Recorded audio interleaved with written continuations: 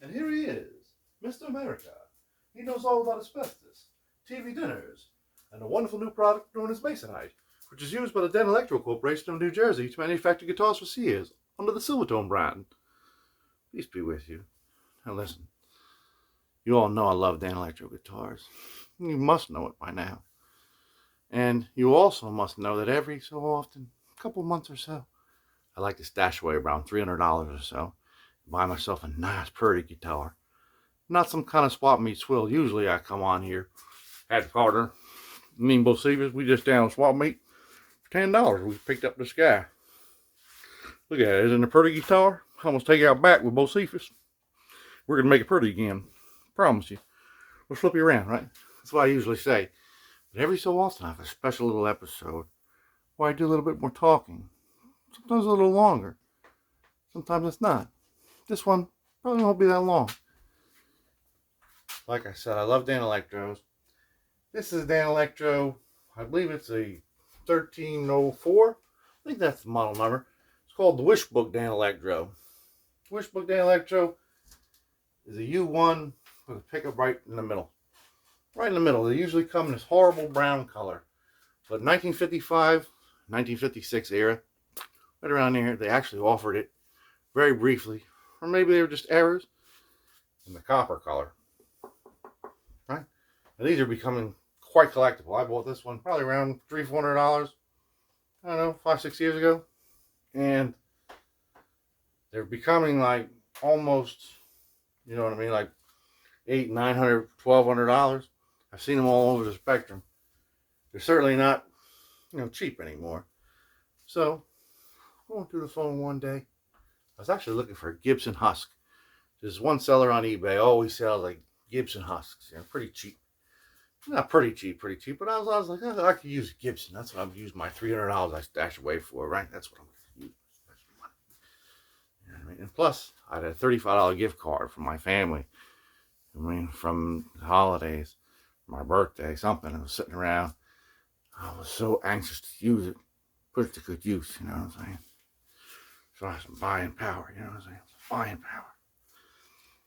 So I was like, Gibson husk. And I was looking through the sellers, like, you know what I mean? More from the sellers. And I see one of these, man. But it's been painted like a horrible blue. And it's been rated for all of its parts. And I saw he's also selling this.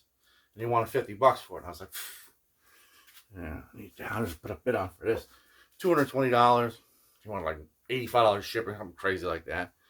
Came out to like $334 total after tax. My $35 gift card brought down around, I don't know, $300, something like that. There's all kinds of little taxes, little fees and shit, you know what I mean? I paid like around $300 for it, right around, you know what I mean? Even Steven time. Haven't got it yet. This just happened recently. I should have put a bid on this thing too, because somebody else bought it.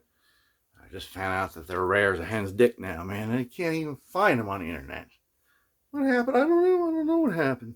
I don't know what happened, man. 4 or 5 years ago, they were $25, $10, $15. You know what I mean? You could buy an old one for $25. You could buy a brand new reissue from all parts. I don't know, $20, something like that. They're also were like machine grade aluminum ones made by this guy in Huntington, Long Island. I remember seeing that back in the day on the Reverb, right? Because I had one of these guys remake an early one. They all said that bridge curved up, and I was like, I'm gonna get one off him. But he just stopped selling them around 2018. Nobody knows what happened to the all-part ones. They're out of stock everywhere, man. So I'm going to try to track down at least another plate like this. Also, it looks like it's going to be the real pain in the ass part. But try not to, spend an additional, over $100. I want to just keep it in the $400 range because I'm just crazy. Still have something valuable. And I want to refinish it in the copper color. I have a brown one, right? Hey, you know what I'm saying? I want to get one of these. I think I'm going to get a white one.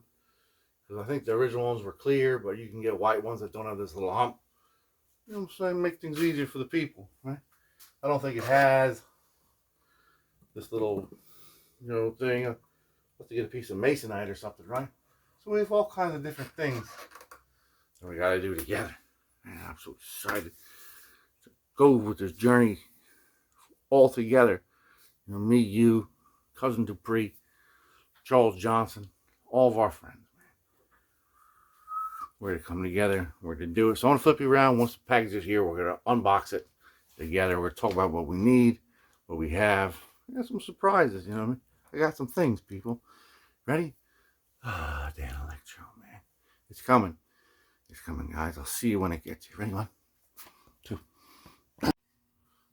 I'll talk about a spring fling.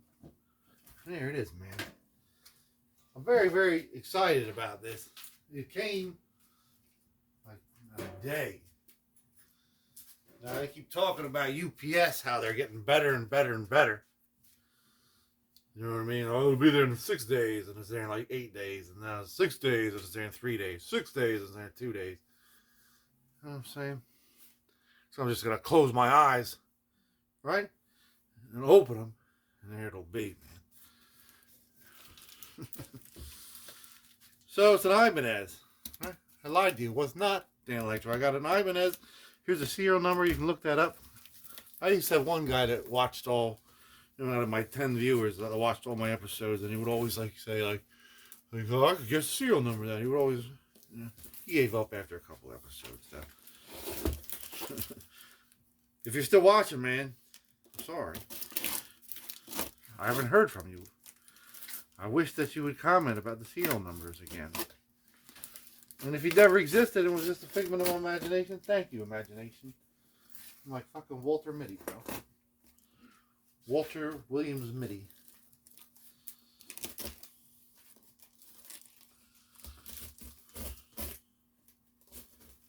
Made in Indonesia on Ibanez too, huh? Wow. Indonesian Ibanez. What a change up. No, we all have boxes like this. All of us big guitar collectors that have 50 million guitars all have boxes like this of mismatched shit. This is like when we used to trade like tapes and CDs on the internet many years ago. You'd have all kinds of different packages from all over the world. I don't know if I'm even gonna bother. Oh, I'm even gonna bother going any further. Messing with the box. What I do with my little box cutter? Hey, you're cutting me out there, Rossi. Martini and fucking Rossi. This is like, now you can tell right here that they totally finished this fretboard. I do not like that at all.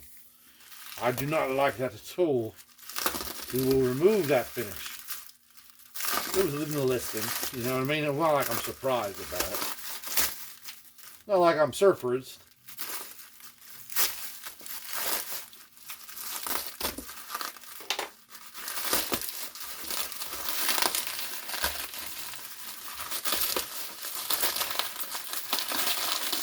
Now I'm going to lift it out. There it is. See this? I don't know if that's just dark to be dark.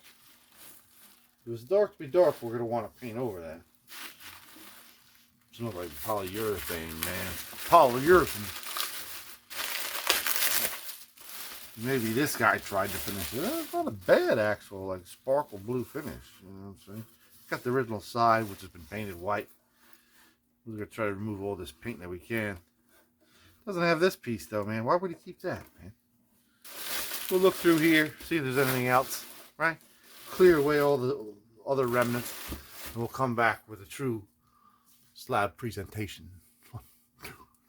And there it is, man. All the packaging moved away. Yeah, that's a real bummer. Real bummer. We're going to have to score that and try to, like, unscrew it or unloosen it. This has been painted some kind of, like maybe an acrylic white. This is definitely done a long time ago, you can tell. It's really scratched up. 70s. I mean, 60s maybe even. This is terrible also. It's horrible. I mean, Rickenbacker has that, you know, highly polished fretboard thing. He's actually gone and painted each individual fret gold. You see that? The gold paint there. And the gold paint's actually gotten in here and mixed with this polyurethane, man. See that gold everywhere, man. It's not good, man. This paint is everywhere. Now, if we turn the flash off, you can see There's actually some water damage or some kind of damage, man. To the, see that? To the wood here. So I think this might have actually been, because it is actually a 58. 58 there. I want you to see it. I want you to know it. I want you to experience it the correct way. See that? It's a 58. Yeah. You know what I'm saying? I think mine is a 58 or 59. The good thing is we have the exact same thing, so we can copy all the specs off of it. You know what I'm saying? Now, all the bronze ones usually have like a, blonde neck. They don't have like the overspray on the neck. They have usually just, you know what I'm saying, the natural thing going. But since the damage is pretty, you know what I mean, nasty, and this is kind of nasty, and there's all kind of nastiness going here, I might just go, you know what I'm saying, I might just go full throttle on this old girl and do the whole bronze, you know what I mean, everywhere. Bronze all over, man. I don't know. I don't know. I got to think about it, man. A lot of stuff I got to think about. So, everything looks to be removed from this guitar that they possibly could. This is screwed in there very good. We're going to have to strip some of this paint off and sand some of it off and take this apart. It's going to be a long process. However,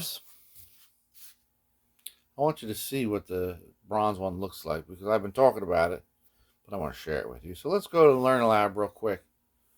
I'll show you some footage, and then I'll see you back in the laboratory. Right? Because we like to go there. Right?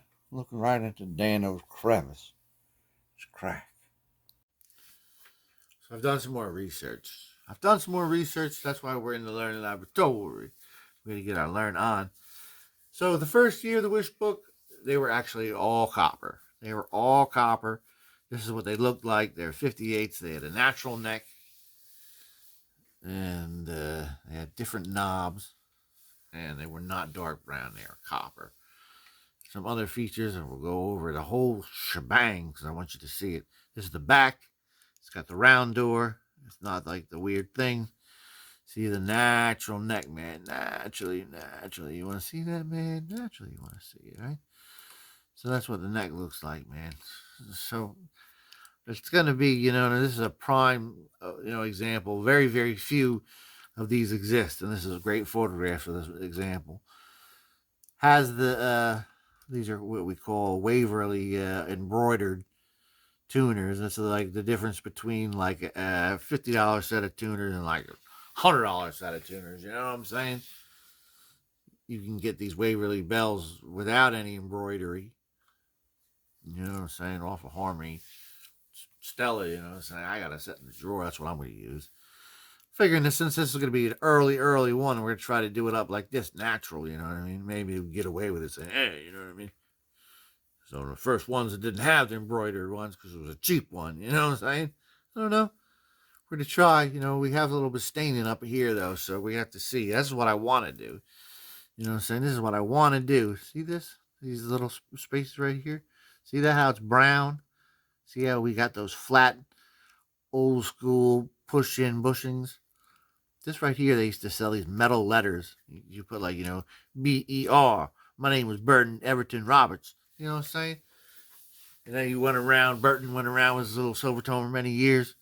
And he died, man. Somebody tried to sell shit on him. And they're like, yeah, fuck you, man. And he said little B-E-R, man. His little initials. They scraped it off. But time, man. Time's like, fuck you. You know what I'm saying, man? You're done. So, this is what we call the revenge of the sticker, man. Every time you try to take a sticker off a real old guitar, you're going to see some shit like this, man. This is what I want to do, man. So I got a brown one, a decal, right? And I also got a muted sort of silver decal, just in case we have to do it like this. In case we strip down that neck and it's like looking real ugly. You know what I'm saying, man? Looking really, really ugly. You know what I'm saying? This is like a 162 kind of look. Ours also has this from 1960, has the same muted silver thing, man. You know what I'm saying? So we might have to do that. I hope we don't have to do it, but I got a decal just the same, right? Speaking of, you know what I mean, trying to make sure we do it a 58. See these knobs here? They use them in the convertibles in the late 58, not 59. I think the first time they came into play, they were also in like 1960, Wishbook model, 1960 U1. These knobs are very, very expensive. These knobs are like $70, $80 knobs, $100 knobs, man. They're very, very expensive. You know what I'm saying? So luckily we're doing a 58. 58, as we take a look here, has these like, they look just like our regular old speed knobs, believe it or not. It's like old fashioned speed knobs. I don't know why you're going over there. And they have like a little like strip here that's like sort of like clear. You know, so you can't really see from this picture. You know, we've got the clear pick guard. Kind of warm into a clear pick guard, guys. I don't know. I ordered that M. Laval one. We'll talk about that later when we need to talk about it. This is what I want, man. This is what I want it to be, man. We're going to try our best to try to make it like this. Speed knobs, man. You know, it's saying a lot easier. We get to send the speed knobs off AliExpress for like $4 delivered, man. That's what it is, man. So the color for the bronze one, I want you to get a close look at what the color one looks like, man. Just so you know what color we gotta make it, man. It's like a fiery, it's a flash out, like a fiery orange kind of look, man. You know what I'm saying? That's what it looks like. That's the bronze, man. When you don't have it all, you know, it's not muted like this, and you're over here, it looks like that. But when you get close on it, it's like, hey, I'll see you in the laboratory. Welcome back to the laboratory. We're getting our day on one day at a time. Lubing it up. So, this thing is fucked up, man. I mean, it's worse than I thought it was. This poly is everywhere, and it's like really overwhelming the whole situation. The situation. So what I have to do, what I want to do, what needs to be done, I have to take the neck off. Take the old Nerk off. Now with these old U1s from Silvertone. Just 2 screws, man. Let's separate and take a look-see, right? Look-see with you and me together. Ready? There we go, man. Disconnected and we couldn't go. Motherfucker's painted in the neck pocket, man. That's upsetting, man. Thing's all fucked up. At least he didn't paint over the serial number. But he did paint over it. But we can still see it. So we know that it's the same exact neck with the body. It's the same number. It matches up, man. Doesn't that make you feel special? Yeah, no, man. So let's put this guy away for a hot moment, right? We'll come to him in a little bit, man. Let's concentrate on body time, right? This is upsetting me, man. Upsetting me. I just keep thinking about it over and over again. You can see this guy just got one of those screw-on jobbers and put it there, man. Hey, man, let's try to get this thing out. Let's try to score it with a Dremel, so we can like sort of like use a screwdriver to loosen the glue, because this is glued in too. And after we get the score going, we'll put like a razor blade around the sides and try to like pry it out somehow. I'll see you after that attempt has been made. Otherwise, we're going to have to drill it out, man. That's the first order of operations, man. My dear Aunt Sally, please excuse her. That bitch. See you in a minute. And it's all right. Look at that. It grew back. The mushroom grew back. Magic. Right? Look, you see all the original ugly-ass brown poking out on here, man. See that, man? No, it didn't grow back. This is a new old stock piece that matches the original. Right? Matches it in every which way, shape, and form, only it's brand new. Old stock, right? We'll get to that later, right? So here's the bottom of the old one. We couldn't just score it. We scored it with this and screw it out because it was just so fucked up in there. So we put this piece of Dremel. This is like the drill out, you know what I'm saying? This is like a routing bit almost, you know what I'm saying? And we just routed it out until we saw this guy pulling it out with some needle noses. All the pieces as we went along actually broke, you know what I mean, the tip off of this little guy, man. My Dollar Tree Carver's kit, man. What the fuck, man? You know what I mean? The prices keep on stacking up for this one. At least we accomplished our goal. The hole's all clear, sir. The hole's all clear. Right? So now we got to talk about stripping this fucking paint off of here, man. The horrible paint. We got to strip it off in several different Like, you know, this has like no poly over it. So we could probably do that with like just acetone. But this has got poly and paint and everything over it, man. Sucks a big wiener, man. Totally sucking the wieners, man. So let's clean up this big mess right down here. And I'll see you out in the garage, man. We'll just, you know what I mean, one side at a time. Coat this with paint stripper. Not near the edges, not really near this stuff, but we want to, you know, scrape all this shit off and just, you know, have to sand on the edges. You know what I'm saying, man? Hope it works, man. I'll see you out in the garage, man. Out in the garage, sonny. All right, so we're here out in the garage. We got this guy all taped up. You know what I'm saying? So nothing gets in there. But we got some serious stripper, man. So we're going to try to do the back first. You know what I'm saying? We don't want to, you know, the masonite starts bubbling up into like, you know, boiling over. We don't want to destroy the front, right? So let's take a look at this old striper, man. This is serious stuff, man. On the back it says, cannot be made non-poisonous. See that? Cannot be made non-poisonous. Be real careful, man. It even stripped the label off one time. Always put it in a metal, like, you know, tin can. Got a nice little brush here, man. Ready to brush it down, man. One direction only. Got some Burger King grade gloves. Would you like cheese on that? Well, no cheese on that. I'm going to put cheese on there and you charge you the 26 cents. Right? So let's do this back, man. Let's see what happens, man. Let's stay away from the edges. Right? It's a blues riff and B. Watch me for the changes. We want to keep it well circulated. You know what I mean? We got a window open, the backward open that door. So we don't breathe this in. This is a carcinogen, you see? I don't even know if this is still legal, man. I think they made this stuff illegal, man. Don't say anything, people. I don't know. I'll see you when we're all striped. It's big 10 minutes, right? 10 minutes to 30 minutes. Keep your eye on the clock. Clocker. There it is. Looks like something happened, man. Got a craft scraper. Dollar Tree. $1.25 tree. My gloves still look like they're feasible. Let's scrape this off and see what happened. What happened to you, man? Oh no, you got herpicillin. Looking kind of dirty there.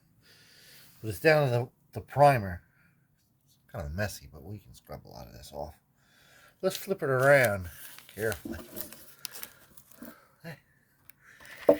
Let's do this carefully.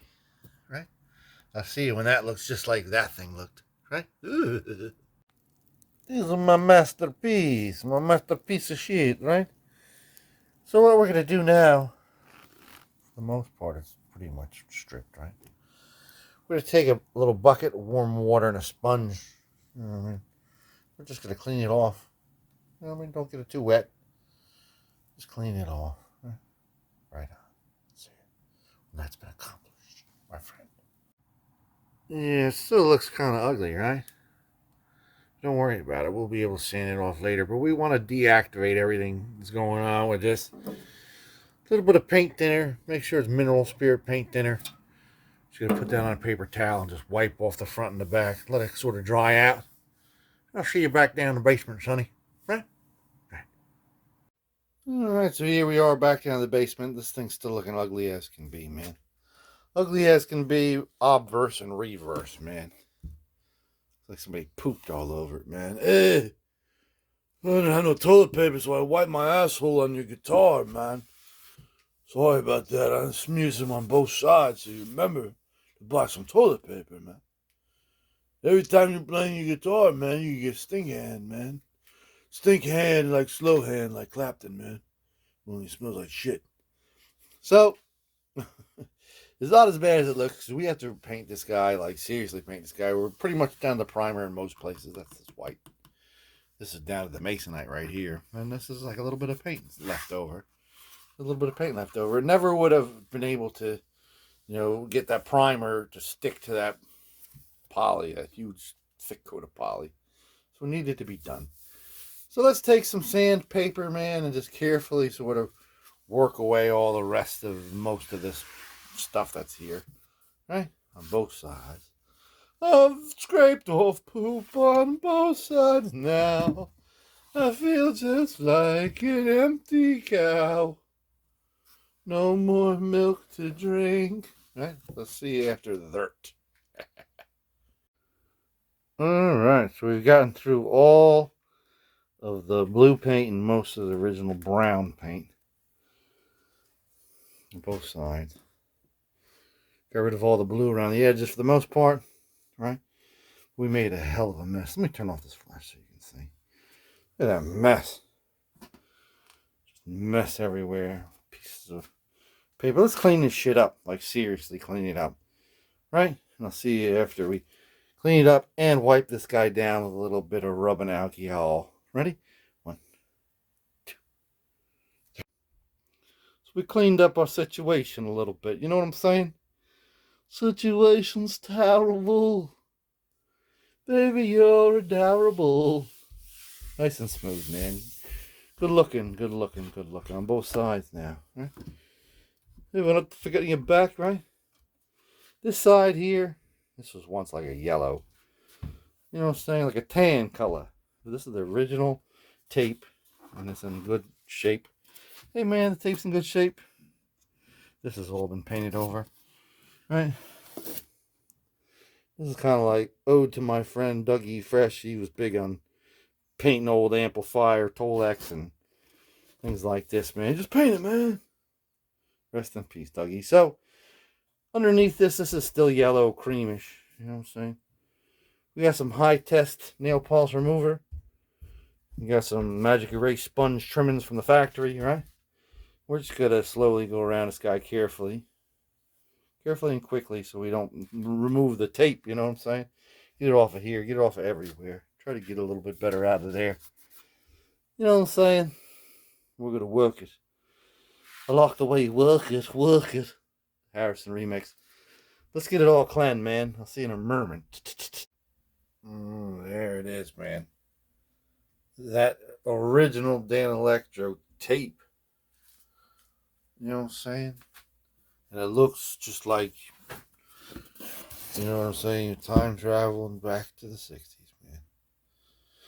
It's all there, man, and it's all good. You know what I'm saying? Folks and jokes. So our next little step, stepping stone, man.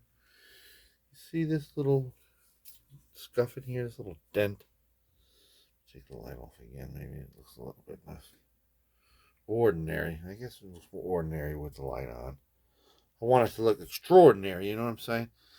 We're going to go outside right now, and we're going to put a little bit of Bondo in there, man. Just a tiny little dab. Can't find it in any other places where it really needs it. You know, this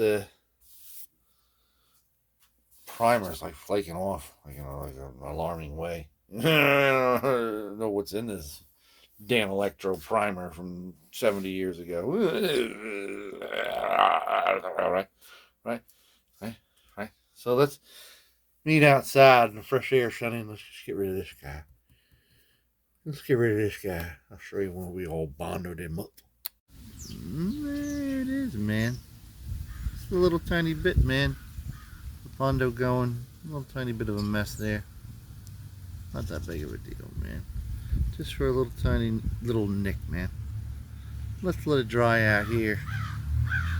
You know what I'm saying? And then we'll go back downstairs.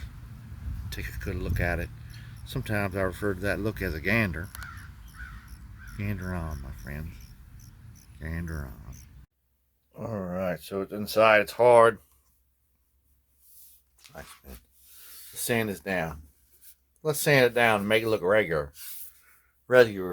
I'll see you then. There it is, man.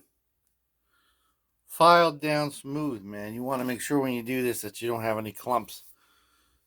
You know, say no clumps. So we started to sort of mask things off. This is where the ground wire comes up. I got a little piece of masking tape stuff in there. I got painter's tape in back there. We're starting to mask this off. We got this masked off. We're going to do the binding tape with some really good 3M masking tape. You know what I mean? So it doesn't get any fucked up, you know, signs about it. And we're going to screw it to a paint stick. And we're going to give it the primer after it's all sort of masked up. You know, we're going to take the cavity cover off the original that we have over there, the brown one. And we're going to trace it to make a, you know, little pattern for this, double stick tape it onto it. Just, you know what I mean, get it all messed up for the people I'll see when we're outside ready to primer it up, man, with some filler primer. Right? See you when. Alright, so we're out in the breeze. Right? Out in the breeze, out in the shade here.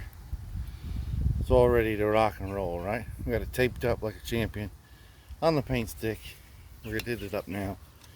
Some filer primer. Right? See you after a coat or two.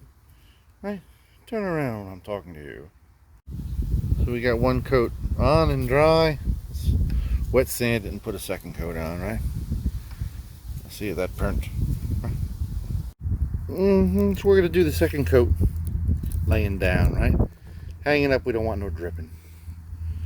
Side by side, people. See you in a minute. Alright, so we pretty much painted it laying down flat and then put it up on the hook as soon as it started to sort of dry a little tiny bit. And I think we're going to follow suit when we lacquer it. Nice and rough. Let's give this guy a good wet sanding, and I'll see you back outside. I'm going to start with the lacquers. This is very, very good. It's very even. It's very smooth. You know what I'm saying? I see no imperfections whatsoever in, you know what I'm saying, the surface.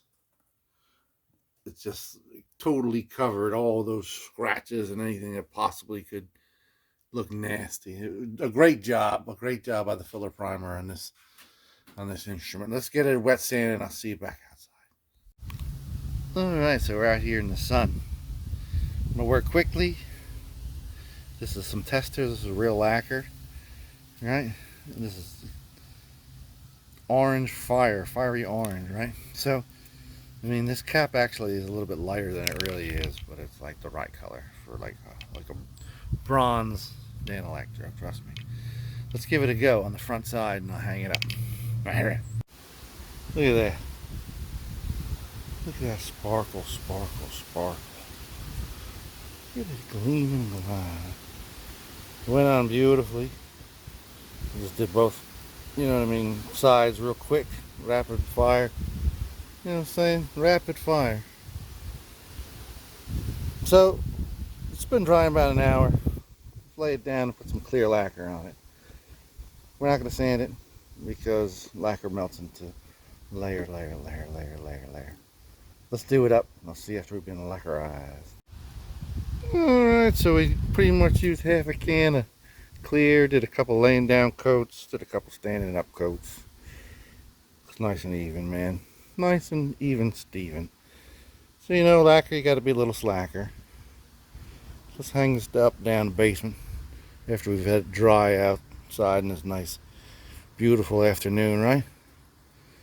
Let it set for about a week's time and then we'll come back to it. We don't want to do nothing to it until it's set for a week. Let's work on that neck now, shall we? Shall we work on the neck? Yes. Welcome back to the necrotory. This guy's a necrophiliac. You know what that means? He bleeds a lot. Around dead people. Look. You know why I think he painted this? I think he like scratched the shit. Well, the previous owner scratched the shit out of the fretboard. Naturally. You know what I'm saying? Naturally, we're going to get something. After we strip this guy out, it's going to be even worse. Even worse than you could ever imagine, William. One day, we shall overcome, William. But until that day, let's take off this goddamn fucking nut. Right? Let's take it off. I'll see you then. There we go, man. Got off the nut. I got off with my nut, you know what I'm saying? Right into her eyeball. So what we're going to want to do, just so we don't mess this up, you know what I'm saying? We're going to put a piece of masking tape just right over here. So we don't really want to strip that part, right? I mean, even though it should be stripped, it's already kind of fucked up. Fits nice into the pocket, you know, even with that extra paint on there, so we'll just live it. Live it be, man. Live it be, live it be, live it be, live it be. I'll cover this in masking tape, and I'll see you in the garage, and we'll start coating this guy up just like we did the body. Just like we did the birdie, man. Right? See you there. Back in the garage with the stripper. Got another can, man. We're ready to go, man. We're going to do one side at a time. This time we're going to start to this side. Because that's the most, you know what I mean, erroneous one. It's the most felonious and erroneous. Let's see what happens, man. Let's see what happens. Let's see what happens. Well,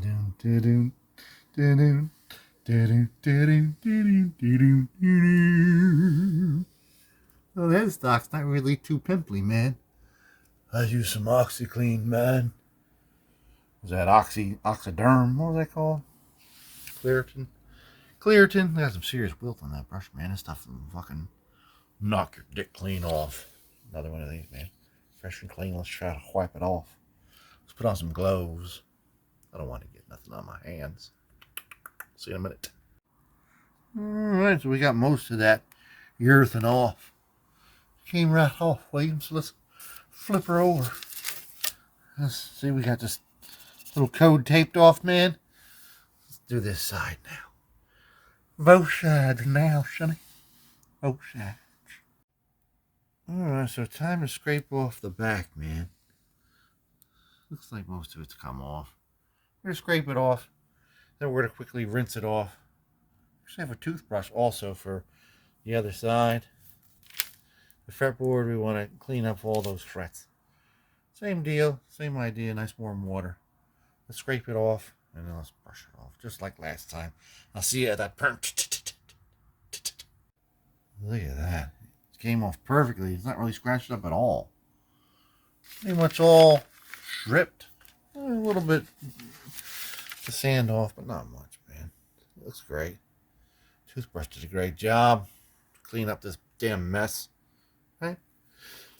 We're gonna, of course, again, the paint thinner, mineral spirits, you know what I'm saying? Wipe it off real quick. You know what I'm saying? We'll see you downstairs. And we'll finish up the task with our next one. Alright, so here we are on the sanding chair. We're finally done with the neck. It's all totally clean and beautiful. We pulled the tape off. We can still see our friend down there.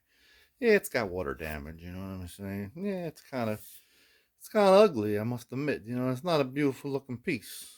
However, not that bad, man. You know what I'm saying? I was looking at this piece right here. This is what I wanted to do. I'm dying to do one of these because I know I can do it, and I know I can do it well. You know what I'm saying? With the front headstock and everything, with the silver. You know, I got the decal. You know, I'm ready to do it. Then I realized here, if I did do it, I'd have to paint over that original thing, and that's just, you know, this shows that it's one of the original ones, the old ones. So, you know, we're gonna do it natural. Oh, what? You do it natural? Naturally, right? Naturally. So, let's do it, man. Let's do it to it. Let's get this guy ready to, you know, taped up and ready to paint, and I'll see you outside, man. I'll see you outside. Alright, so it's getting a little bit dark out, but we're going to do it up, man. First we're going to do the headstock, right, and then we're going to do the back. Right, one coat. I'll see you that burnt. Don't burn to me. Alright, so we got coat on the front and the coat on the back, right? So what we want to do now is put the decal on the top, right? We got our little fixture up. We're ready to rock and roll. Bowl of warm water. We got both our decals.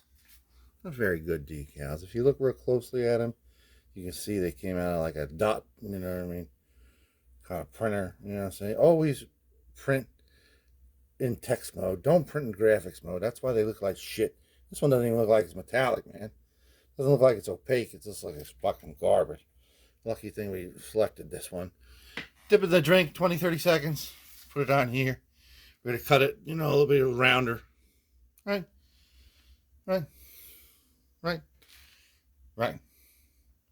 See you in a minute. Not bad. You know what I'm saying?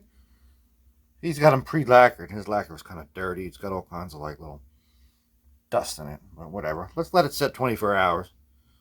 I'll see you at that part. Alright, so it's the next day. Looks good. It's been only got, 22 hours.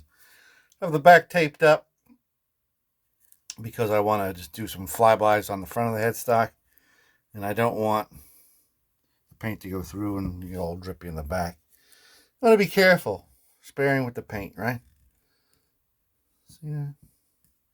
So I'll see after we put like 3 or 4 coats on over the day. Right? So I've probably done like 40, 50 different decals over, the past 20 years. And I probably had like 5 or 6 problems, you know what I mean? But I never had any problem like this. Look at that. I was doing quick flybys and I noticed the edges were starting to curl up a little tiny bit. Well, they'll go down. Then I noticed they weren't going down. So what the fuck? What happened there, man? So I talked to one of my paint friends. He said, well, it's probably because it was a pre-lacquer decal, no? Probably the lacquer or poly or whatever he put on there wasn't dry. Totally, you know what I mean? Your lacquer was interacting with it in a weird way, making it like curl up. Motherfucker. So I was all angry and I emailed the seller and gave him a piece of my mind. Motherfucker, you're gonna fucking pay, you know what I mean? He refunded me, but then I realized, oh shit, what do I do? Because I don't think I'm gonna be able to save this decal, right? I might have to look for another decal.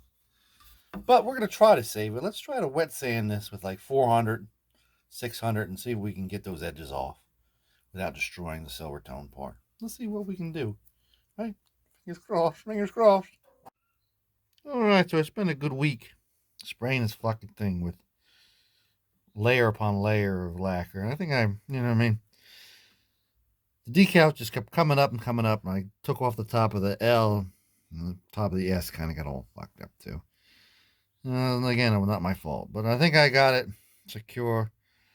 And in a way, it kind of looks like an old beat up Silvertone should. So also some kind of weird chemical thing going on here, and paint would not adhere to it. I don't know if it, the vein of wood just seeped up some of that paint stripper. Or maybe there was some kind of wax on there. I mean, I tried wiping off with alcohol, with, Zippo fluid, and it just, would not take paint. So that's all right with me. I'm not really mad about that. But as you see, we still need to get a little bit more paint going on this guy. And we've kind of handled the piss out of it. So let's retape this. Coat the back. The top, the sides, everything that's got to be coated. And I'll see if that burnt, right? Don't burn at me again, man. I'm always being perned at. Alright, so we just lacquered the piss out of the back of this guy. Right? Just let it dry out here in the sun. Now, I'm not really worried about the perfection of anything because I think I'm just going to do like a matte job on this guy. Because if I put any wax on it, chances are I'll end up, bringing out some of the edges of that decal again. You know what I mean? And that's just going to upset me. So we'll just keep it matte. You know what I'm saying? Keep this drying. Bring it downstairs. And then we're going to wet sand it after it dries. Because this is lacquer, we got to be slacker, right? Just wait out the game. Alright, so I spent a whole day in this fucking thing. Looks good. It's got a little satin thing going. First thing we did, we re-taped the front. So we had some nice crisp lines right at the edge of the fretboard there. Looks great, man. Lots of wet sanding. I actually used some steel wool too to wet sand it. Did not mess up the headstock at all. Right, any more than it was already messed up. Still got its little glimmer of glint going. So we're going to put this guy away for a little while, man, because we just lacquered it. There's a lot of lacquer on it for weeks worth of lacquer and lacquer and lacquer. And so we'll let this set for about a week's time. And by now, that body that I have out in the garage is definitely ready to be finished out, right? Sanded, wet sanded, waxed, and then assembled, right? So let's put this guy away, and I'll see you out in the garage, and we'll take a good look at that body that's just been ready to be part of the family. So come on, let's do this together. 1, 2, 3. All right, so this guy's been hanging in the garage. She's just hanging out, man. 7 days. Right? 7 dates. So let's bring him downstairs. Take him off the stick. Don't go any higher than like 1500 on him. Real carefully sized. Look at that. I nicked it. I nicked it myself. You know what I'm saying? So you got to be real careful. Let's see how we can get it looking a little bit better. A little bit better for the people now. Alright, so we sanded it down, wet sanded it. Both sides. It's very, very smooth now. We didn't get too vigorous. And then we went over it with a little bit of steel wool. It looks good. I mean, it doesn't look good now because it's a little dull looking. But before we, you know what I mean, pull this tape off and clean up whatever leaked through onto that tape. Maybe nothing did. Maybe just a little bit did. I don't know. But before we do that, because we are going to manhandle the shit out of this guy, let's give it a good thick coat of fucking some moms. You know what I mean? Bring it up to the sheen state. You know what I mean? And that way we can just handle it a little bit more roughly. Right? Roughly a bit handling, right? See the print. Yes, now it's got the sheeny shine. Not totally. There's a little bit of orange peel here and there, but whatever. I mean, it's got the metallic thing going. So that's sort of like, you know what I mean? It's good enough, man. We're good enough into it. Let's get this tape off and all these little masking things off. Right? I'll see if that burnt. Alright, so the tape pretty much did its job. A couple little spots like here, around here. Let's clean that up with some acetone and a magic erase sponge. Very, very carefully. Careful is the magic word, Luke. Careful is the magic word. All right. Yeah. It's like perfect again, man. Alright. Don't stop thinking about tomorrow. So let's start talking about the electronics, man. Now, this piece of tape is coming up, man. It's nothing but a G thing, baby. I got a whole roll. It's pretty much the same size as that. I got another big roll here. But you know what? This has all this glue smudge on it. That's originally, you can tell from the factory, because they were kind of sloppy back in Neptune City, man. They didn't give a shit. So what we're going to do is we're going to actually use this original one and we're going to glue it down with some old word glue, man. This is some word glue. I'm not going to show you the brand, though. We're going to put like a little thing on there. Thing on there, right? I'll see you after it's been thing down there. Alright, so I got a heavy piece of wood holding it down, and I got a heavy box of dies holding the wood down. What's holding you down, William? Why are you so wistful? So let's just wait a while, and then we'll come back and talk about it, right? Alright, so it's the next morning. Let's take this stuff out of there, and let's get on with the music, Doc. Alright, so we're back in the high life again. So, we got to start working on electronicals. Here are the ground wires coming out of the block here. Right. Let's pull this little piece of tape that we stuck in the hole so it wouldn't get messed up. And let's check the connectivity. You know what I mean? The little wire in there with the end of this ground wire in here. Because we might have to feed this guy in there again or feed a new one in there. You know what I'm saying? We don't want to do that after we've already started doing electronics. See you in a minute. Alright, so we got the wire connected to the ground in the back at the multimeter. When it's 1, there's no connection. Right? We're going to stick this guy into the hole there. We should see a jump. See that? So that means the ground is good. The ground is good, man. Alright. So now let's get on with the music, Doc. Let's get on with the music. Now that we know we're starting off on solid ground, pun intended, let's talk about these holes right here. Mama, what do these holes in my back do? Well, these are screw holes for our pickup mount, right? Our electronics are going to start with the pickup because I say so, because that's where I want to start. Now, right before the pandemic, I bought a whole bunch of products off of AliExpress, guitar-related products, because I knew there's something in the breeze happening. You know, Trump was president, and he was talking all this stuff about China. Now he was going to, eliminate, certain, provisions because they could send things in the mail real cheap. So I bought a whole bunch of guitar parts off of China, off AliExpress. And, you know what I mean? A lot of them I didn't even need at the time. One of them parts that I bought was a genuine, because all Danelectros are now made in China. Danelectro pickup. And that's how the Chinese are richer than we are today, because they get the contract from American companies to make all kinds of parts, and they make, double that amount of parts for themselves to sell.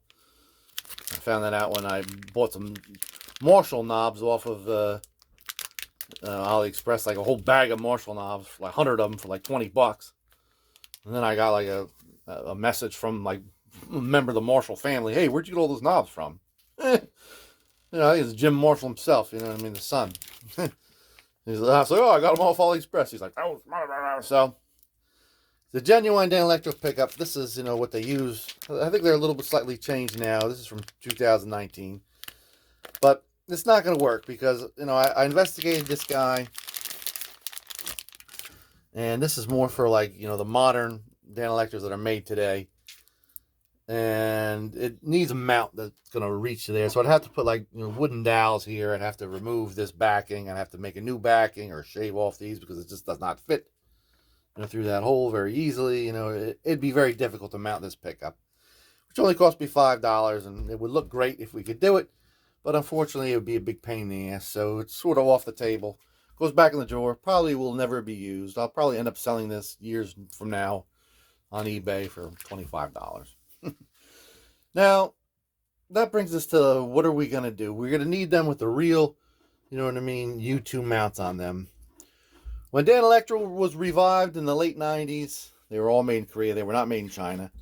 And the company pumped out as many parts as they could guitars. I think even more parts than they had guitars, because for, you know, 30 years, 40 years, whatever it was, there was a dearth of Danelectro parts on the market. It was hard to find Danelectro parts because there was no more Danelectro, right? And there were unique parts.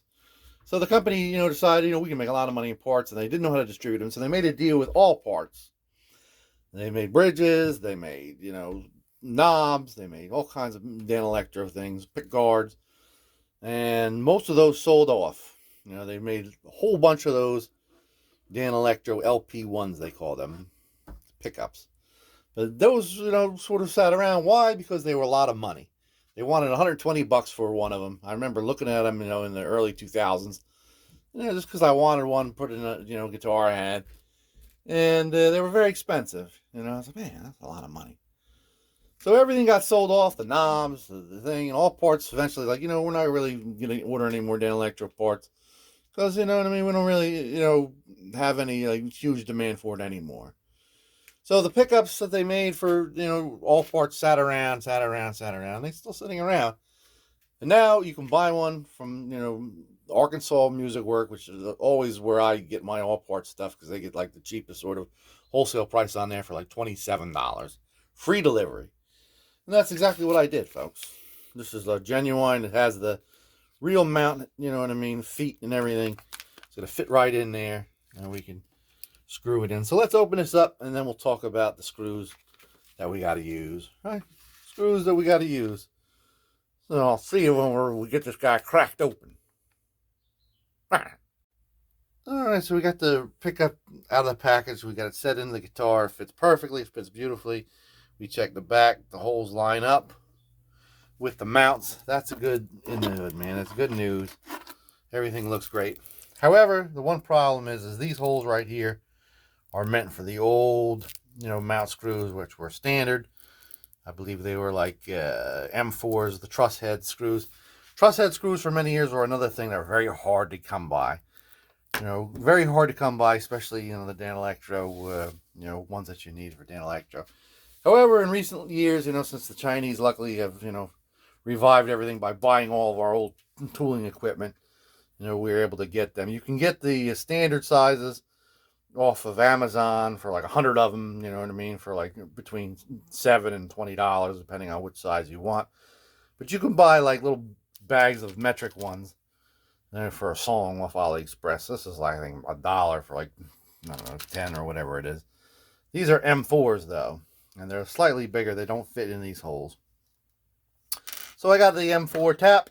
Right? We're going to tap out these little feet. Right? Tap out the feet. And then we're going to, you know, mount them correctly. Right? Tap my foot and get going. Let's see if we can do it. You see that? Like a fucking charm. So let's tap out the other side. Get it ready, rock and roll. There it is.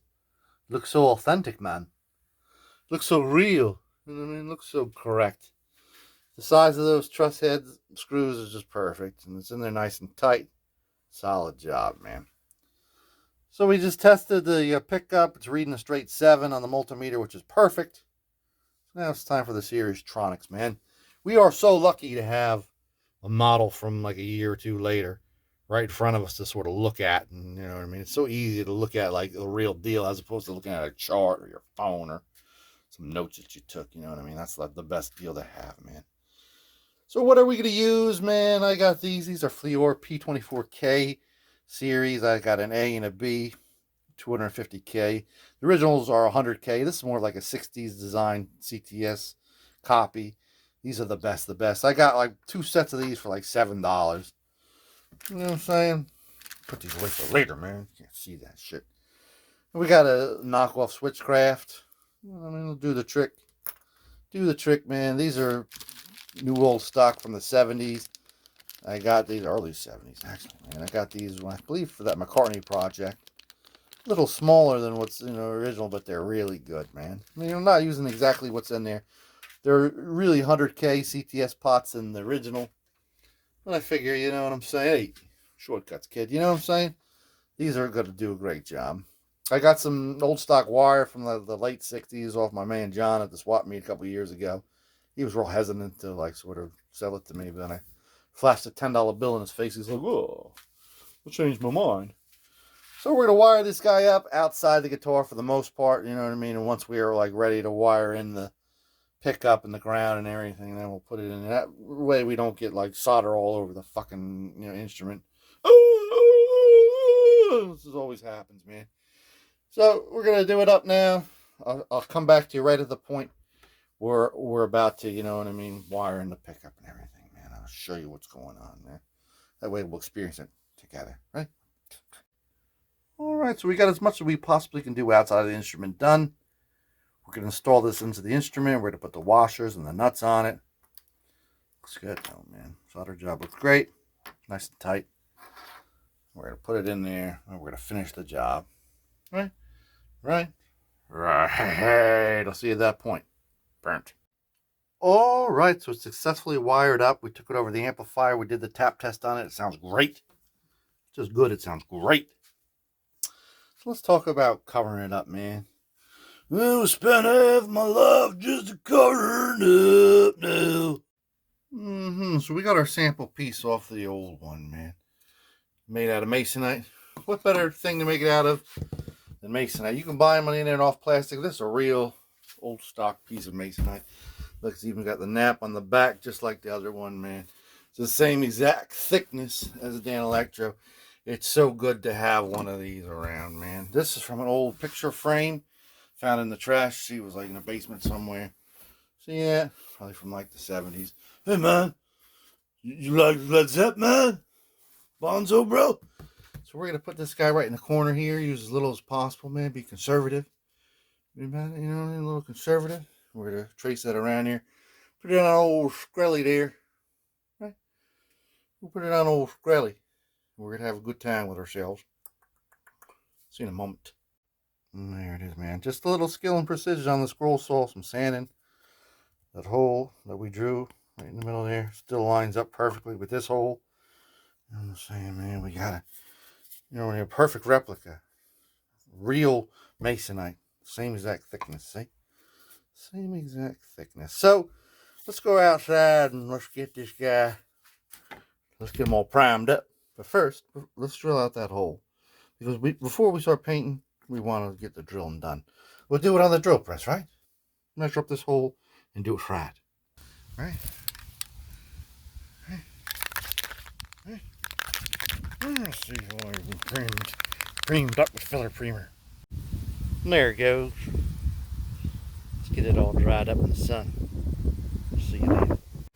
Alright, so we've had this guy dry in the sun. We have 2 coats on it. Let's bring it downstairs, wet sand it, bring it back out here and lacquer it up with that bronze color.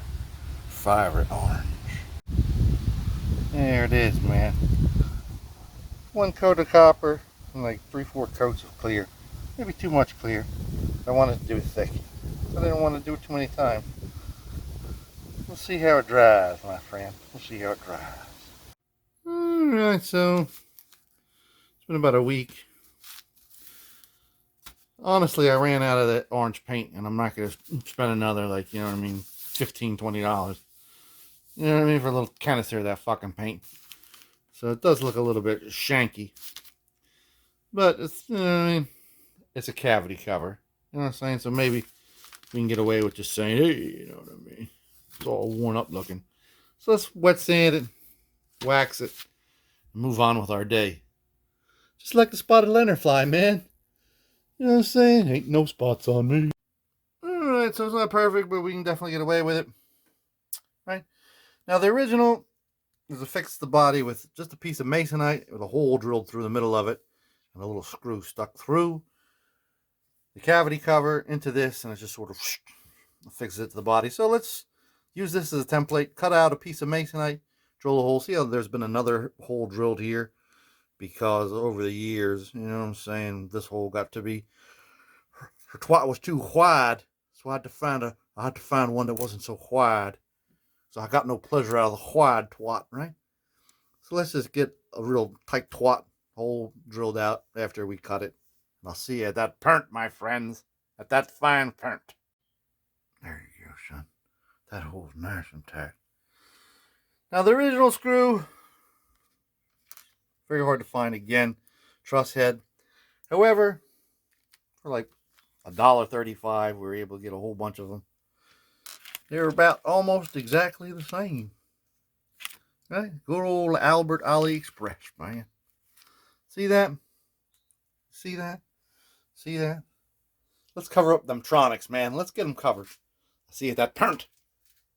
Printy. And that's what I'm talking about. A brand new life around the bend. It's all protected, those tronics now. That's a wonderful thing. So, I've been talking about this, jibber-jabbering on about how difficult it is to acquire one of these. I think I finally did. So we're going to wait until it comes in, and then we're going to unbox it together, right? Here it is, folks. The MVP, the most valuable piece.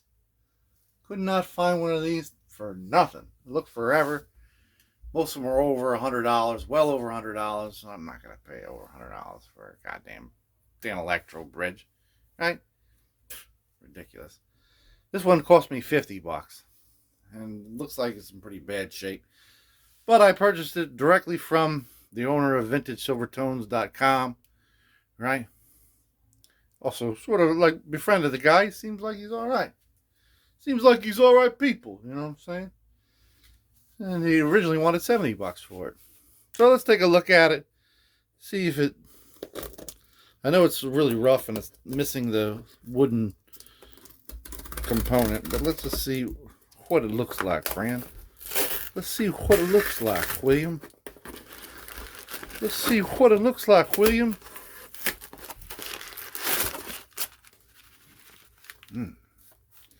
It's like $50 of uncut fucking heroin, man. I had to wrap it up.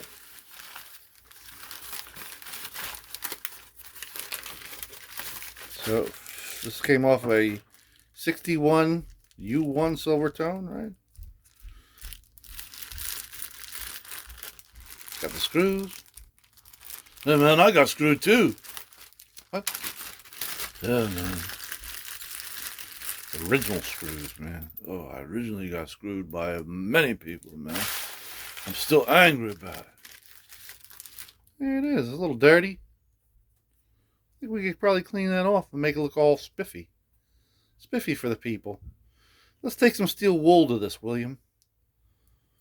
Wouldn't you like to see it after we're done with steel wool? Well, you will. In 1, 2. Look at that. Now it's all sheeny and shiny. Right, but it still kind of sucks that we're missing the little rosewood bridge piece. Because, you know what I mean? It sucks even more. I saw on eBay last night, an original old one. Actually had the rosewood piece for $45. Fuck. But, you know what I'm saying? There's also on eBay, like original, supposedly new old stock Danelectro ones. $50 for those two. Like, I was like, fuck that, man. You know what I'm saying? Fuck all that. So we had to find a piece of old, Brazilian rosewood to do the truck. And then enter this, man. You remember back in January, we got that old Haynes Excelsior guitar. And we had to get this guy off. This is from like the 60s or 70s. But look at this, man. This has the same slope. Same height. See how it slopes down and everything? As the original, man. So let's just, you know what I mean, bring this guy over the scroll saw. You know what I'm saying? And do it up. You know what I'm saying? You can't knock it till you try it, right? Let's see if we can cut a little piece out of here. That's going to be satisfactory, my friend. There we go, man. That's the basic shape. We just got to round off the corners here and do some fine tuning on it. Right, but it's got the correct slope. You see that, man? Save all your Brazilian rosewood scraps. Trust me, man. Just in case. Hard to come by stuff. I'll see you when we're all shaped out. And there it is, folks. Looking good as it could. That's great, man. So now let's like center it here and drill a little hole in the back. Right? We affix it with the same screws that we're going to use to affix the tuners and the pick guard. These are number 4 truss heads. I got a whole bunch of these. This I got off of Amazon. Because Amazon, you can actually buy standard. See, they're the exact same ones, man. Hard to find shit, man. And that's what we're going to use to hold it on with, man. I'll see you at that part, my friends. Alright, looking pretty as a peach, right? Looking good. So we still got the original screws in the bag, right? This one right here goes through, and these two go under, and we use the two that go under to adjust the height of the bridge, right? Let's install it right this moment. And the ground comes through this, and the strings get grounded out by touching the metal and touching the strings. It's just the way it works, man. That's scientifics. Oh, looking good like it should. What are these two guys, man? They're looking kind of naked. We don't want to be naked, right? Let's try to solve that equation together. Alright, so we got the cheapest set of speed knobs we could find on AliExpress. Actually came in a set of 4. So, I mean, we got 2 in the cut, you know what I'm saying? For some other project. So, the original knobs on the U1 Silvertones kind of look like this. You know, there were other ones that were a little bit more tapered, and there were ones that were a little, like, you know what I mean, more like a speed knob. These are actually the same size as the knobs, you know what I mean, for the most part, that ended up on these U1s. But these are very, very expensive, hard to come by. So that's why we're fucking with these, man. So what we're going to do is we're going to take a little piece of maxing tape. Want to max it out, man. We're just cut a little tiny strip and put it this section here where there is no numbers. Just put it up there because there was a little black, like translucent looking line running up and down the sides of the knobs. I'm going to tape it up and I'll show you what I mean in 1.21 gigawatts of a second. And there we go. Just like so. A little nub at the top and a place at the bottom that we can peel it off. Now I actually have a rattle can on the shelf of off-white paint, which would be perfect for these knobs. But every time I've tried to paint an acrylic knob like this, I've had some difficulties. Either the paint doesn't ever dry, or just flops off and looks disgusting. It's just doesn't work. So I'm going to try something different, man. I got some regular acrylic paint. And these are acrylic knobs. This is acrylic paint. We're going to go acrylic on this. And then we're going to try to like coat it with maybe a lacquer. Right? We'll see what happens, man. Let's try to give it a couple coats of this. See if we can cover it successfully. And then I'll see what that burnt. I don't know, print it out to you, my man. Alright, they're painted. I don't know if they're painted very well. But they're white. Let's peel that tape off and see how it looks. How it lurks. That looks just perfect. Let's bring them outside and clear coat them. Right? Alright, so we're in the nice, beautiful, bright sunlight. We're going to hit these guys up with some lacquer. Same stuff that we used the whole way on the project. Let's see what it looks like. Should we get a nice, healthy coat. Or sometimes we might say Kurt, man. Alright, 2 coats did it. We're dry now. Let it set for about a day or two. Let's put them on there, man. Some people might say install. I'm saying, hey man, you're putting me on, bro. I'll see if that burnt. Oh yes, it looks just so perfect. The overall is getting pretty overall. What about this hole in my bottom, mama? What does it do? Alright, well, we talked about that in the beginning. We need one that looks just like this, man. Oh, I happen to have one. Oh, you already knew that. You already knew that. Let's glue him in. Because the other one was glued in. Hate to like fix this guy up and strap it on and then whoosh, falls off. You know what I mean? Breaks everything. Including all my dreams and my heart. See you in a second. Don't that look pretty? I think it looks just swell. We're getting there, folks. Mama, what are these 2 holes on your body for? What do they do? Is that where babies come out? Well, let's take a good look at our exemplar. Our exemplar. Look to see what's on that guitar. Right? There it is, man. This is actually a clear piece of plastic, which has been painted on the back, like this white primer. I think Danelectro actually did it, because it looks like it was touched up in little places by like whoever owned this after, you know. I think there's only 2 owner job too. I mean, I'm the second owner. You know what I'm saying? So I was thinking when I first got it, I was like, this is a rare one because most of them have the little thing up here. So I got to find one for here. This M. Laval, big on eBay, big on Amazon, has these blank ones, right? So this is like blank. You can cut it wherever you want. I was like, oh, wow, it's perfect size. I was like, you know, that's pretty nice. You know, that's a good job. And then I looked at it. It's beveled, man. It should not be beveled. You know what I'm saying? And it's white plastic. You know what I'm saying? I was like, you know what, Bobby G, man, you're starting to get a little bit annoying to me. I want a clear one, though. So I kept saying I wanted a clear one. This M. Laval one, I can return it. You know what I'm saying? If I want to. I was thinking of taking that plastic off, scuffing it up, yelling it out. You know what I mean? Like my old tricks. And I was like, man. Maybe I can get some clear sheets. This has like film on each side. It looks like it. Right? And I can just take this original off. I don't want to mess this guy up while I'm going to return it, right? Trace it on this. I think I might be able to cut this out with scissors. Definitely with this, you know, some kind of saw or something. I'm sweating, man. I'm sweating. I'm worried I'm not going to be able to do it. Let's see if I can do it with scissors. I'm going to trace it on here. Ready? Alright, so we got it traced out with a little Sharpie. Now, I want to point out something. This is very, very thick. Look how thick that is. Right? But this, the original, is the exact same thickness.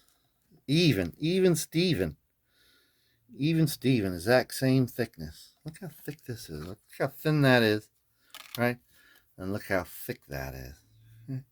Let's try to cut this out with a scissor, and then we'll go to the scroll saw if we can't do it with the old scissor. Looks like the scissor might work. All right, so I cut it out. You know what I'm saying? Looked really great. I was proud of myself. Real proud of myself. And then I looked at the reference picture again just to be checking it. So wait. So this is different, man. See how it's like this? And this is like got this kind of a nub right there. And this guy goes like right there in the 58. So between 1960 and 1958, shit changed up, man. Oh, I was like, fuck. See how this is not rounded? That's like a short point. And that's like a rounded thing. That's how I was getting all around it here in this curve, man. It's like, fuck. So I made another one. You know what I'm saying? This one's got the sharp curves. I held it up to the other instrument. You know what I'm saying? I didn't use this instrument as an example. I used a real instrument. You know what I'm saying? So let's go put it on the real instrument right now. You see that? You see that, man? You see that? You see that? It's all correct. It's all correct like it should be. I like that correctity. I'll see you when we're all screwed in. I was about to screw this guy on. There's something about it rubbing me the wrong way. Something about it looks too phony. Too new. too transparent. So I went back to my picture of the original, and that doesn't look great. Look at that color, man. It's like dead on. Anyway, what's wrong with this picture? This guy looks like it's a little cloudy, right? Looks like it's like tracing paper consistency, like wax paper or something. Where this looks like, you know what I mean, walking into a freshly cleaned window. So I have to rectify this, right? Because I can't live with it. I took the other one that we did, the throwaway, and I just sprayed the back of it with a little bit of acrylic matte sealer. You know what I'm saying? And I think I got what I want. You see that? See how it's a little cloudy? You see its cloudiness? Yeah, I can't see, man. Steaming up the windows, man. And this I did real quick and haphazardly. I think I can achieve it, though, if I do it correctly and nice. So I'm going to tape up the front of this so we don't get any acrylic sealer on the front of it. I'm going to bring it out back. I'm going to spray it down. Get it all matte lack. Just like Matt Lack himself. Let's see if that burnt. My people. I'm all about authenticity, man. I'm all about the real deal, man. Alright, so I gave it a nice thick coat. Alright, we'll let it dry. My oh my. And then I'll see you on the by and by. Right? Right. Alright, so it's the next day. I'm just looking at it, and I think it's mission accomplished, America. Let me just land this plane on a carrier and we can just carry on with business. Just like a peaceful nation could, right? Wanted to give it a full 24 hours to dry because I don't want this paint to fuck up this paint. Right? That would be tragic. I'm going to use these same screws that we put this guy on with, right? We're eventually going to use those same screws for our tuning keys. Right? Let's give it a gander. Let's give it a gander, Xander. Now that looks great. Spectacular great, right? So let's get our concentration all concentrated on the neck. Right? That's the neck. It's been a week or more. Let's get this tape off. And let's clean up any lacquer that's kind of spilled through there. The nail polish remover. I'll see you at that parent, my friends. My good friends. All right. So, I mean, this rosewood looks all fucked up and dry and ashy in places. Especially where we clean it off. But, I mean, you got to remember, this fucking thing was coated. Coated with fucking polyurethane for 40 years. Some crazy shit, man. Terrible. It looked horrible. Frets were painted. The frets seem to be all right. I don't think I would do any kind of fret job on it. But I definitely want to condition this rosewood a little bit. Take a little piece of steel wool. You know what I mean? Quadruple zero. Some mineral oil. Smear it in there. Let it set. 45 minutes, something like that. Just rejuvenate the juvenation, man. Let's not get it anywhere near the headstock. Try to keep it away from the sides. We don't want to even put wax on this because this thing is like damn near perfect. Right? We don't want to fuck it up. Nice and greasy rosewood from deep inside the Brazilian rainforest. Right? So we just put it on. Let's see what it looks like after the obligatory 45 minutes. Let's see how much of this grease gets all seeped up by that hungry ass wood. Wouldn't you know it? See you then.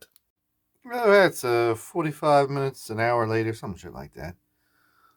We put it on real thick, so some of it seeped in. There's still some left. Let's wipe off what's left.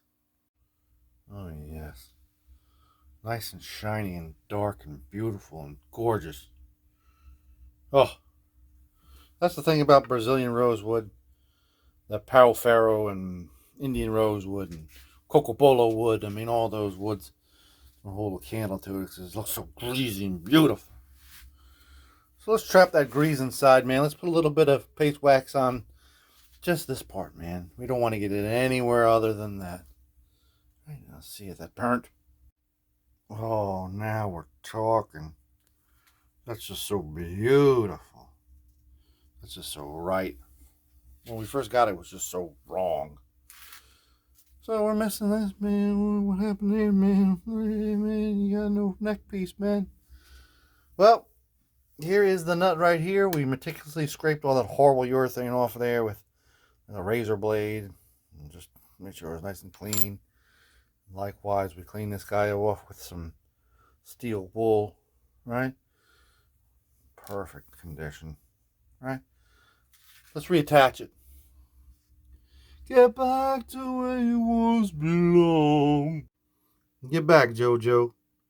She's wearing a high heel shoes and a low neck sweater. We're so close to being done with this guitar, man. I'm getting wistful. Just got to peel this tape off here and put these tuners on, man. Oh, look at that. Had these in the drawer for quite some time. These are almost identical to the tuners that are originally on this instrument, other than the fact that there's this like strips of engraving going down the sides of it. Other than that, man, it's the same old shit, man. See how they have these truss head screws? Those are the exact same screws in spec. The screws that we use to attach the rosewood piece to the bridge and attach the pick guard to the body. So let's put them on there, man. Right? Right? Right? Right? Right? See you then. Oh, yeah. That's the Danelectro flavor. Just like Bass Mark Boz's shoes at Favor. Right? We still have another little thing to do to the neck, but we'll wait to do that. Let's reunite this beautiful neck with the body, right? Reunited. That's right. We're so close, people. We are so close. Isn't that a gorgeous instrument now? So, we are so close to being done. What's the difference between this headstock and this headstock, hardware-wise? Well, this headstock has these push-in bushings. Push-in bushings, man. I remember in like the early 80s, when I was about 8 years old, I went to see my rich uncle who lived in Manhattan at the time. And we were waiting outside for my dad to get the car out of the garage. And I saw this car on the ground with like a naked lady on it. I was like, ooh, I was like 8, you know what I mean? And it said on the back, it said, push, push in my bush. What the fuck does that mean? As an 8-year-old, though, it had a picture of a naked broad on it. And it had like a number of a call girl on the back. I don't know what the hell happened to it, but it was a treasured artifact from my childhood. So, the easiest way to do it, if you don't want to spend like all parts money, you just get like an assortment of these bushings. Now this is like American sizes. I believe these are 1/4-inch bushings. If you buy them off an American site or a site that sells standard size bushings, right? It's going to measure from the outside.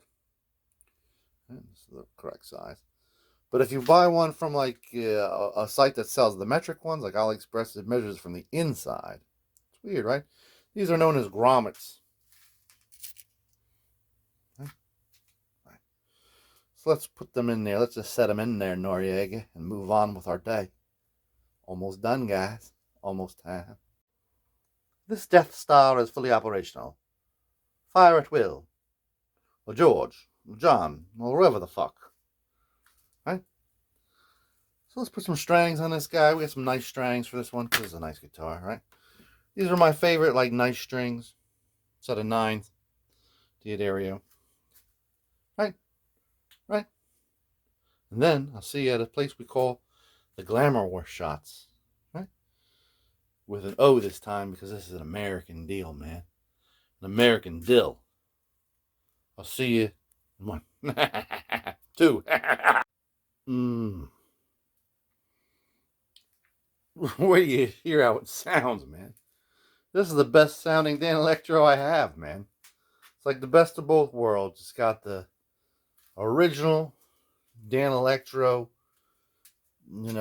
body, with mostly all original antique components. Even that looks good. And it's got like a whole new batch of electronics in there, Which generally is like, what sucks about Danelectro is usually, the electronics start going south. And people always say those original Korean pickups were the best ones, ever inside Danelectros. Even better than the originals. Because just something about them, man. The action's butter. Gorgeous action. Just see it, man. I don't want to just talk about it. Look at that. And I didn't even have to adjust it, man. I just knew where to put those screws, man. Because I'm an expert. Even the fucking headstock decal looks alright, man. The paint job isn't the greatest, I'll admit that. You know what I mean? I'll admit that. I had one little can of that Testors Fire Orange, and I made it last. I would have done a better job if I fucking knew it was going to be this gorgeous. It's perfect. This is the 58, the first year. I think Danelectro was actually still in Red Bank. This would, I guess, be the last batch that came out of Red Bank. I believe they moved in the spring of 59 to Neptune City. Ah, love it. Love it. The action is gorgeous. Sound is just incredible. It sounds like a Danelectro should. You know what I'm saying? It really sounds great. And all the electronics aren't like all... when you move around the pots a little bit, you don't get any kind of... You don't get no fucking static, Charles. You know what I'm saying? Now, compared with the all original 60 1304, the Wishbook, Silvertone, I mean, it feels kind of the same in the hands, but it sounds a lot better, and it just plays so seamlessly, so timelessly. Even these knobs that I made fit the bill. I mean, they're not exact, but I mean, if you saw this, you know what I mean, you had like a reference picture in your mind of the early U1 Silvertone knobs, you'd be like, oh yes, those are them. You know what I mean? Those are them, yes. They look very, very, very, very, very, very, very, very familiar for my eclectic memory. Right? I'm so glad we were able to get that tape rescued from fucking douchebag land. Let's take the flash off so you can see that. So you can see that yeller. It's like my teeth. Right? Just like my dirty old teeth. Dr. Tooth, man. So, I've been talking blah, blah, blah. Let's hear it. Let's hear it. Let's hear it. Let's hear it. Because hearing is like seeing and believing. Right? And after we're done, we can say, peace be with you. Look after yourself. Peace be with you. Look after yourself. Peace be with you. The Danelectro Silvertone Wishbook 1304 1958. Man, what a beautiful... Turn it down a little bit. Going through a Marshall Valve State 100-watt head and two 1967 Sun 412 vertical cabinet. It's a beautiful sounding instrument.